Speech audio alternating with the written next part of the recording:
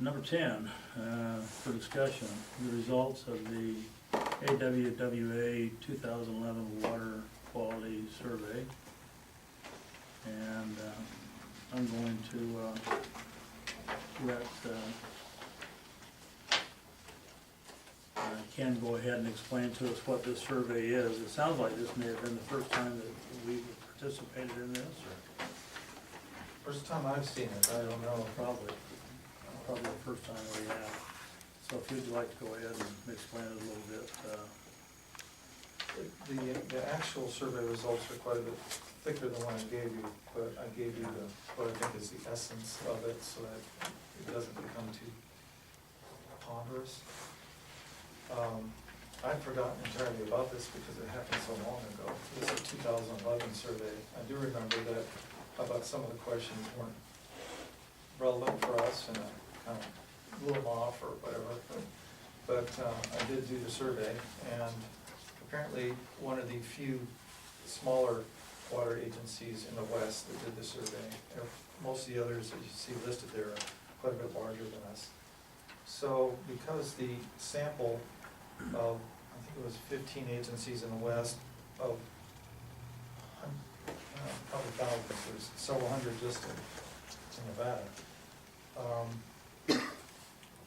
You know, it's not a statistically accurate representation, and it's skewed towards the larger ones, but still I think the information has some valuable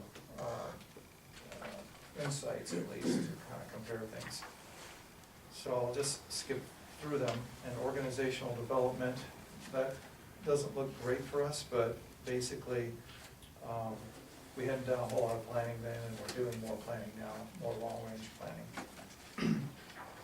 Training hours per employee were a little bit on the low side, but then large organizations, at least to my experience, they have a lot of in-house training things, like everybody gets together for something or the other training session, and we don't have much of that. We have some all-hands meetings, but so being a little bit low doesn't really disturb me on that. Customer counts per employee. Part of that, I think, is that there's a minimum number of employees needed to handle the different functions. I mean, a larger agency, you know, you can spread that around more. Also, when we formed our core organization number, we were adding a lot of accounts and arsenic plants, and keeping up with hundreds of Vanguard lateral breaks every year. So I think that our staff is, if nothing else, at least secure for some more building before we have to really look at adding field staff. And 1 million gallons per day delivered per employee, that is very high compared to most districts. It might be because we have, for our size, some relatively large water users. We have the casinos, some golf courses, so that might be why that's a little high. That's not a bad thing, it's a good thing. Our employee turnover rate, in 2011, we had 0. Can't hardly beat that. Retirement eligibility were about normal at 23.5% at that time. And it is a industry-wide concern, and it's a concern for us also, and why you'll be getting more information and as we go into our budget proposal preparation period about making sure we're grooming people to take over where supervisors retire, because it's very difficult to bring in supervisors into an established water district, and frankly, recruiting for that in our valley is a challenge, but grooming people up into those positions and then filling in at the bottom has worked out very well this last time around. Customer service complaints, we were better than everybody, at least in that survey. Disruption of water service per 1,000 customers. If you recall, 2011, we had a whole lot of Vanguard lateral breaks, so we had a whole lot of disruptions. The good news is we had almost no service complaints. So that means we're handling it well. And also is that these small lateral breaks, customers will only be out of service for short periods and not into entire neighborhoods or regions, so we did a good job with taking care of that. Our cost of water service is about median, which is, we already knew that from at least the other water agencies we've looked at in South Utah and this part of Nevada. Debt ratio, surprisingly, it's median also. We thought we had a lot of debt, but maybe that's the way it goes. Anyway, Chris and I are gonna be working on improving that ratio. System renewal replacement rate, this is something that we know we've been neglecting, and the board's aware of this. When we talked about the diffusement issue, is when are we gonna start setting aside money for replacing aging facilities? We're doing like 1% now. We should be realistically replacing 3 to 5%, or setting aside that amount of money in anticipation of replacing those facilities. So that's another thing we're gonna be talking about seriously when we go into the budget discussions, is we can't continue to neglect that. We can get away with it for a while because we're so new, but eventually it's gonna catch up. Energy consumption, this was something I suspected, but it's totally startling. We are way off the chart on that. We're 10 times the bottom quartile and over twice the average. If you think about it though, we have deep wells, we have lots of hills, and we have to treat every gallon, almost every gallon that we send out to the system. So we use a lot of energy for the amount of gallons that we deliver. Awareness is good.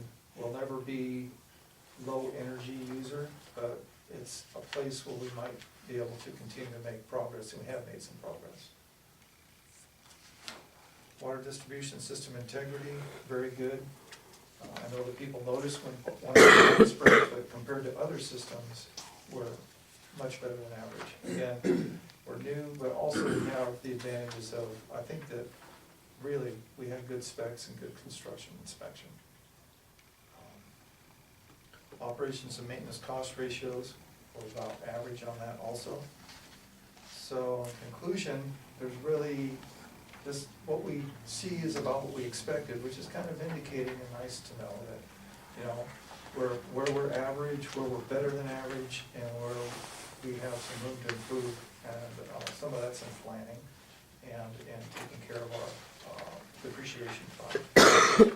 So I think that this board knows that, this staff knows that, and we're gonna work towards addressing those things, but we can be proud of our staff and how well we're taking care of them. I think one of the things that kind of jumped out to me is that we do have one of the highest energy costs, but at the same time, our water rates are average. Amazing. So we're you know, we're efficiently running, aside from that, the Yeah. problems we have with the energy costs. And Been a lot of progress made there, though. Every time we've replaced something, it's been done with higher efficiency equipment, and they've been significant numbers too on some of these wells. The power bills have dropped tremendously because of getting the motors sized right and newer, more efficient equipment. every percent is worth $7,000 or so it doesn't take much to be something measurable. Was this put out by just AWWA? I mean, did we solicit it, or? No, they invited us to take part, and apparently at that time I said, all right, so I did it. Apparently that was not what most water agencies did, but. Well, yeah, I noticed that the city didn't participate with our wastewater. It was a long survey, I seem to recall, it was like half a day. And I was thinking, what good is this gonna give me? Well, give us good information. I'd do it again. All right.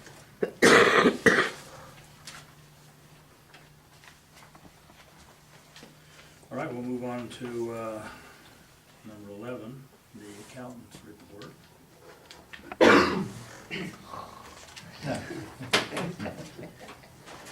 Actually, You've been running more efficiently, Mr. Smith? have I been running more efficiently? Yes. I think so.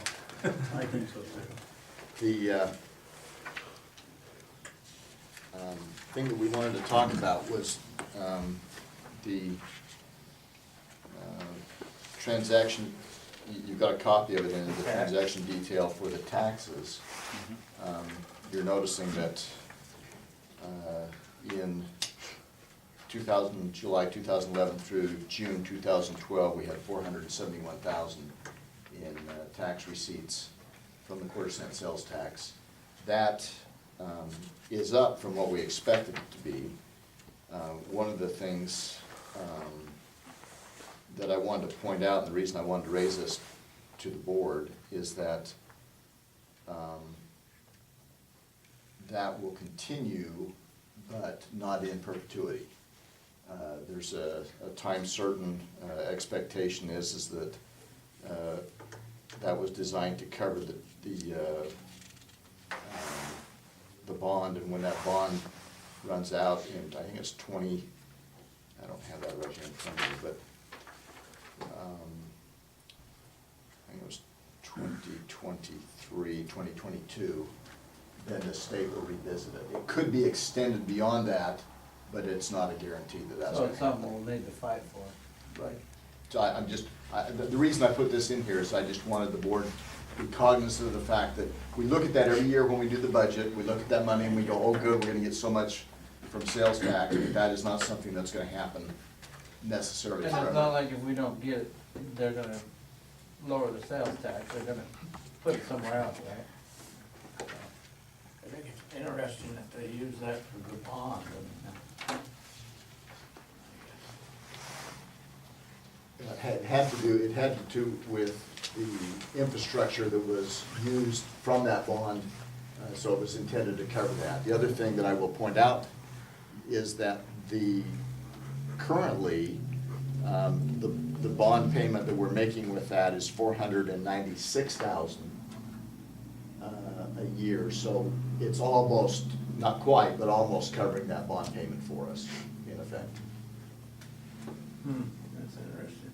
I'll keep, Well, I guess we'll just keep Yeah, getting sales as long as we taxes, can. sales tax has been kind of But it- surprise for the whole state. I mean, the city has benefited from additional sales tax beyond what we had budgeted as well. If it continues at the current growth rate, within the next year to year and a half, we could be above, our revenues from this could be above the bond, so we're going to be in a position where we're actually cash flow positive at that point. well, let's make sure that we continue to receive this, you know, whatever we need to do as far as Mr. Hardy getting involved or whatever.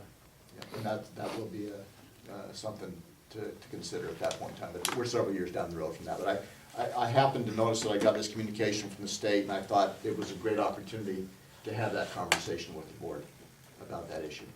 Great, thank you. Thank you. Aaron, if you'd like to go ahead and do your hydrologist report. Yeah, I'll, excuse me, update you on where the progress with the well bid is. So that was sent out on the 9th which was a Sunday. And it's due to be back here at the Water District for bid opening on the 2nd. Currently it stays at 12, but I think we're gonna try to roll that back to 3 o'clock. Just today, some of the bids didn't come in as soon as we had hoped with FedEx. That being after holiday, we'll send an addendum out just to allow anyone who wanting to bid on those have more time. And thus will hopefully get a better deal for the district having more bids available. But that is for well 33, which will be replacing the bowls that have pumped over approximately 6 billion gallons of water, and that is deteriorating. Well 26, which we're hoping to improve capacity, production capacity. At one point, we had a set of pump and bowls, and they were producing 1,200 gallons a minute. And we replaced those with a smaller pump and bowls, because that's what we could only find on the shelf in the middle of summer, and we had to have the water. We've had those rebuilt, and we're gonna put those back in, and then outfit 2 to improve the efficiency on that. And then we're also gonna look at wells 1 and 9, which are decommissioned wells that were good producing wells in their day. And we're gonna look at ways to put them back into service if they're viable.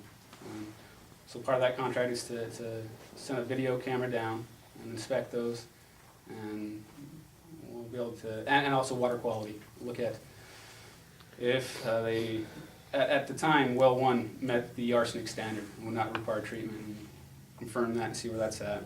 And then well nine, most likely will require some kind of treatment, and looking at what type of treatment would be required for that.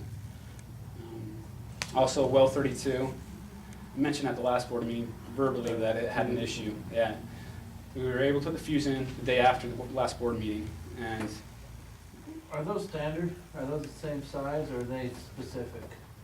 they are a semi-standard fuse. We couldn't find any here in town, and we were able to get them next day My though. question is, would it behoove us to have one on? You know, we actually ended up finding one up at well 30. Did some digging around and found one. And so we had that one on hand, put it in the next morning, and then had additional 3 delivered. And so we have extra.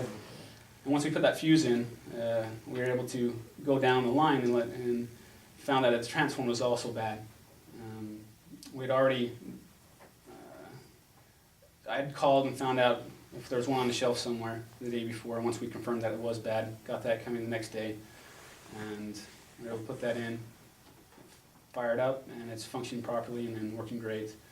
I am in the process of working with the the manufacturer through the distributor to have that warranted, because it's only been in use a few months, and that's looking promising, and hopefully we'll have that warranted and actually have a spare transformer on our shelves as well. Other than that, tomorrow hoping to finishing up the water quality sampling for this quarter, and that's kind of some of the main things. Oh, I also received a call from Abby Stubbs and Ford regarding the BLM right-of-way for the Nickel Creek Gold Butte area, and there was in BLM's office today, making progress on that, and nothing specific to report other than they're working with BLM, and BLM's going through vetting their process in reviewing that. And also, we have another we have a well that we're currently monitoring, and it was an old refinery site, I believe, just across the river here, and BLM went and I guess tore down the old facilities and put that back to nature. I've been in conversation with them to keep our monitoring well there, and even they improved our access to it. So that's a few things I've been working on. That's what I have to report unless there's comments or questions for me. Do you Christmas shopping done for the baby? Yes, I do. All right.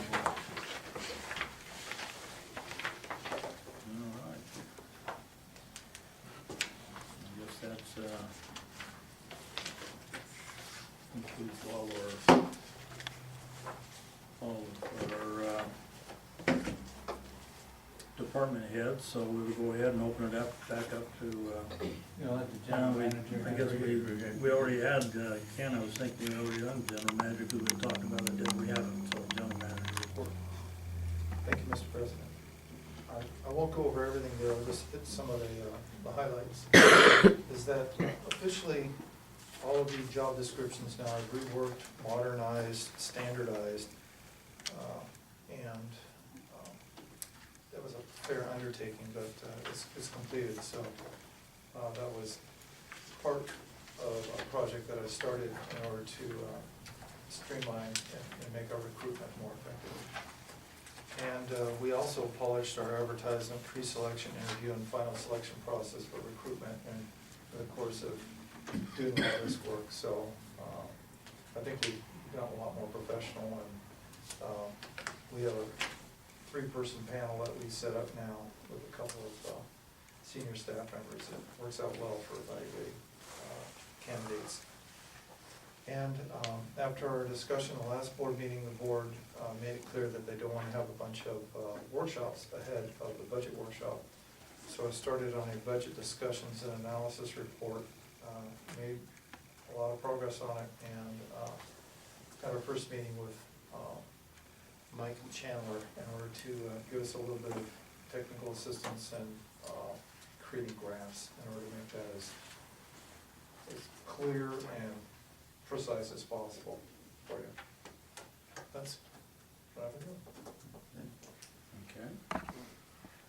Any questions for Ken? No comments? All right, we'll go ahead and open it back up to public comment. No public comment?